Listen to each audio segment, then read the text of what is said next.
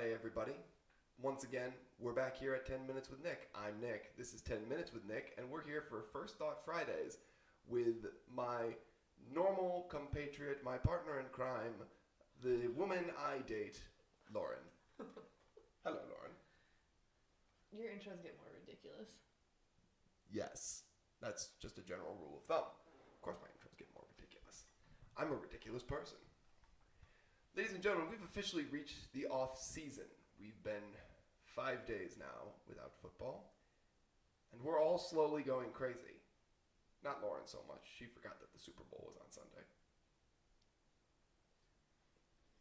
Well, if by crazy you mean TikTok is blowing up with a bunch of men concerned with their favorite stats and they're not being appropriately discussed, I don't understand how that becomes some people's whole personalities online. So Lauren has found that as she wanders her way into the comments section, Wanders, I blasted through. she wants the smoke, is what we've found. Yeah. We mentioned this last week that Lauren loves the comments, but now we've found that Lauren wants all the smoke with people on the internet who probably don't exist. I don't know. I think one guy, I think it might be Lamar Jackson. I'm really starting to think that now. I make fun of Lamar Jackson once, and the video just goes crazy with comments. Yeah, from one person, and then consecutively just wants to discuss things with you and then leans in and goes, "Hey, your mic's not working right. Just want to give you a heads up." I don't know if those were the same user random string of numbers. Really? I think they were different. Oh, I'll take another look. Yeah, you'll go back in there and you'll find out, I'm sure. But now we're into the off-season portion of the program, First Thought Fridays, with Lauren, and so that gives us time to talk about what the Bills' off-season strategy is going to be like. This feels like this is starting to turn into like How to Train Your Dragon, but it's How to Train Your Girlfriend into football. Is that what this is? It's a little bit like that. Okay. Only I'm not building you like a handicap saddle. That was an interesting comment to make. Have you ever seen How to Train Your Dragon? I mean, like, no. You've never seen How to Train Your Dragon? Is that a DreamWorks? Yes. Yeah, I don't subscribe to that IP. So, Toothless, the dragon, loses part of his tail. Oh. And so, whatever the lead dude's name is, I forget. But he builds a saddle that doubles as part of the tail for the now handicapped Toothless. Well, thank you so much for sharing that with me. I was truly just using it for the title. Yes, you were. Mm-hmm. You had nothing beyond the title. Yep. Well, then it's a good thing that today we're talking about the titles of defenses. Okay. Yes. We're going to teach you something about defense today. And actually, that's key this offseason. So then I could be more frustrated next year when I watch the Bills and their defense? So you can know enough to be frustrated, yes. I didn't know a lot and I was still frustrated. Yes. But now you'll be frustrated for the right reasons.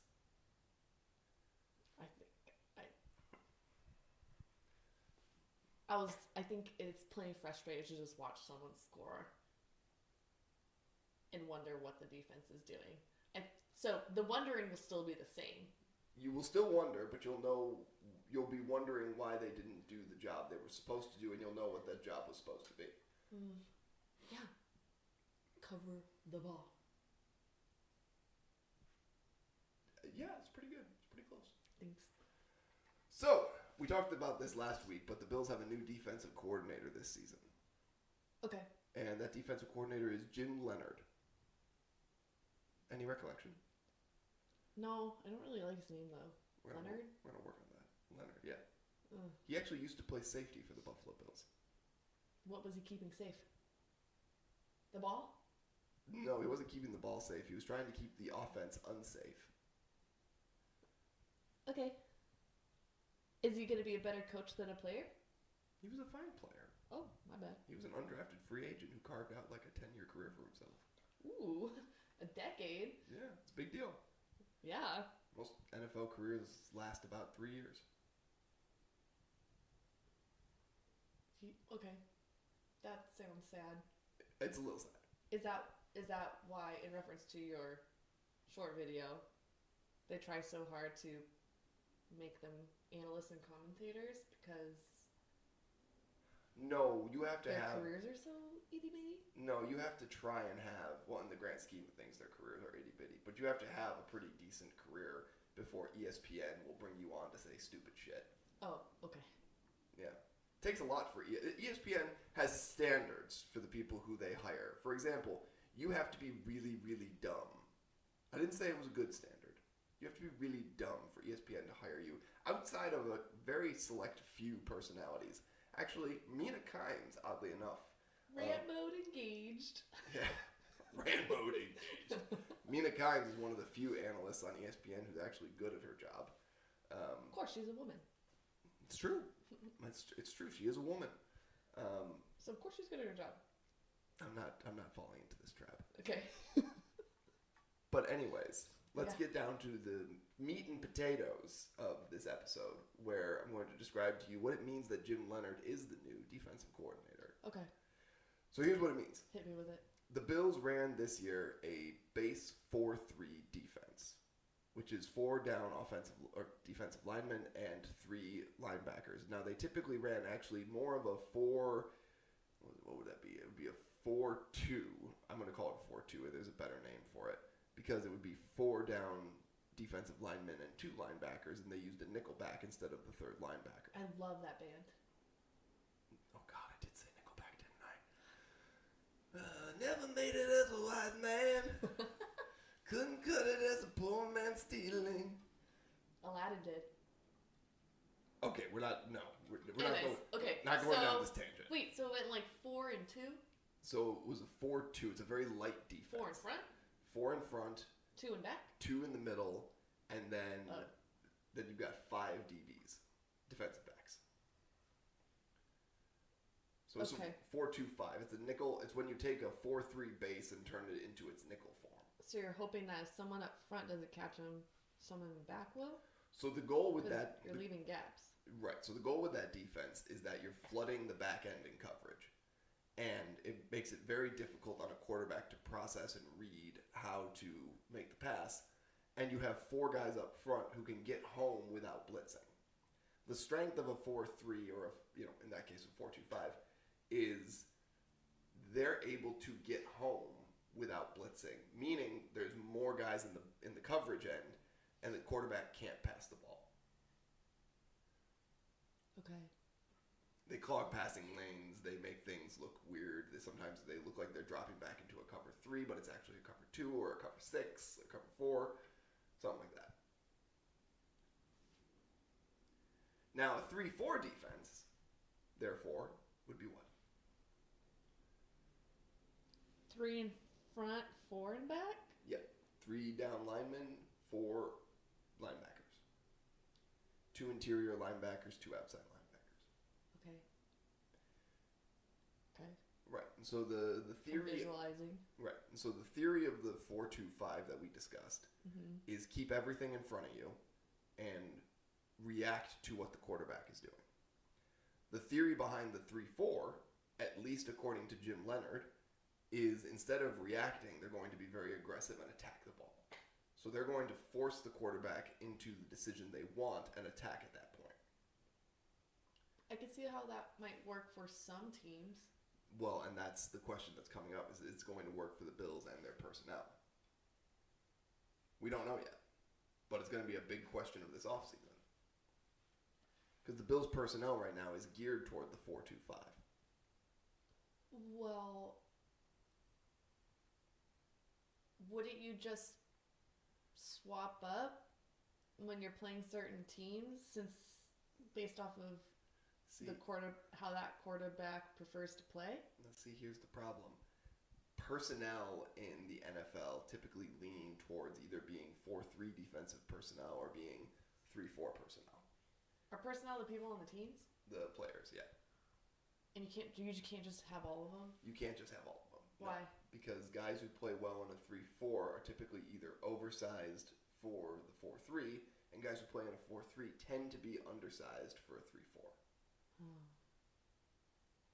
Because in a 3-4, you only have 3 down offensive linemen, which means you need those guys to be big and studs. Or Ed Oliver, who's small, but he's strong.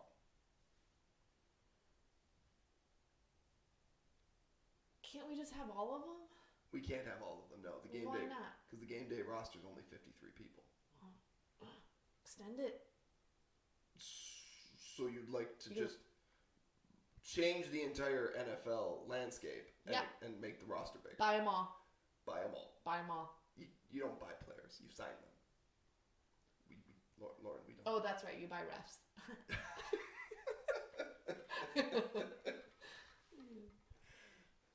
Now there you're not wrong. Hashtag he caught it. Hashtag he caught it. Forever. I will forever believe that.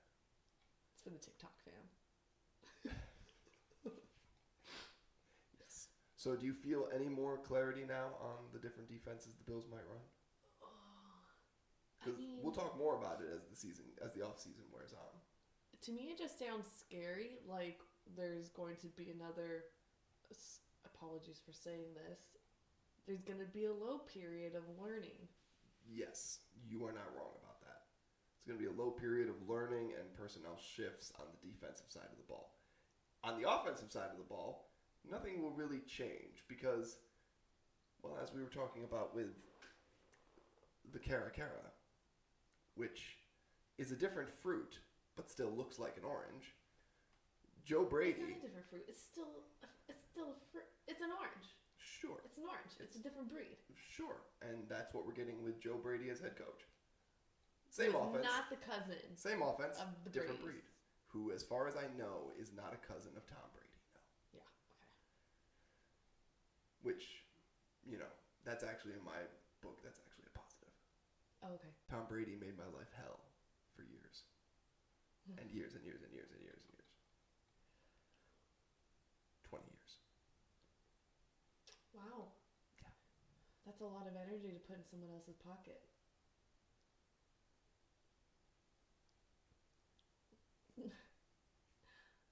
Why do you know how to dig at me? I know. Like my comment the other day. Oh, it seems like the owner of all the Buffalo teams is terrible at picking GMs for his teams. Terry Pagula doesn't have a great track record, at least with the Sabres. Obviously, with the Bills, he picked Brandon Beane, and Brandon Beane is not popular right now, but he's had more hits than misses.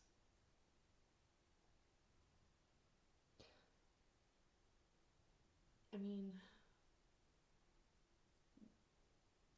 do you think he just rides on the coattails of Josh Allen, though? They all do. Yeah, but that's not. Is he really good at his job, or did he just get good because he's like, sign Josh Allen? He's like, don't ever lose him because then it's me gone too. I mean, you get credit for signing one of the greatest quarterbacks in the league. Yeah. Yeah. You get credit for signing that guy. When did he become the GM? Brandon Beane? Oh. So in 2017, just after the draft. So Sean McDermott was signed as head coach. Sean McDermott was signed as head coach first. Josh Allen was drafted in 2018. Yeah, no, he literally did. By Brandon Beane, yes. Yep. Yeah. So he signed Josh Allen in the 2018 draft class. In 2017, Sean McDermott was signed first, became head coach, and actually went through the draft process with then GM Doug Whaley. Then immediately after the draft, Doug Whaley was canned, and Brandon Beane was hired. Wow. Yes.